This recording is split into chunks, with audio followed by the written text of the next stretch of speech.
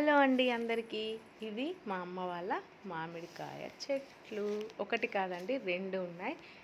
మేము ఈరోజు ఆవకాయ పచ్చడి తయారు చేయబోతున్నాం. దానికోసం మా నాన్న, మా తమ్ముడు మా చెట్లకున్న మామిడికాయలు కోసారు. చూడండి మా చెట్టు కాయలు ఎంత ఫ్రెష్గా ఉన్నాయో.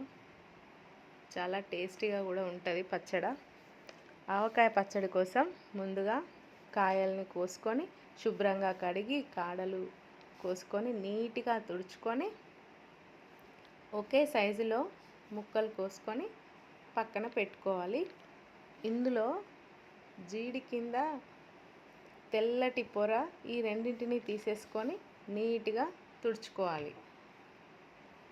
ఆవకాయ పచ్చడి తయారు చేసేటప్పుడు ఎటువంటి తడి లేకుండా గిన్నెల్లో కానీ మామిడికాయలకు కానీ ఎటువంటి తడి లేకుండా చూసుకోవాలి. కొత్త ఆవకాయ పచ్చడి పెట్టాలంటే ఏప్రిల్ నెల ఆఖరు నుంచి మే నెల 15వ తారీఖు వరకు పచ్చడి కాయలకు టెంక ముదిరి పచ్చడి కూడా చాలా టేస్ట్గా ఉంటుంది. ఇంకా ఎక్కువ కాలం నిల్వ ఉంటుంది. ఈ పచ్చడి నాకు మా అమ్మ తయారు చేయడం చాలా ఇష్టం.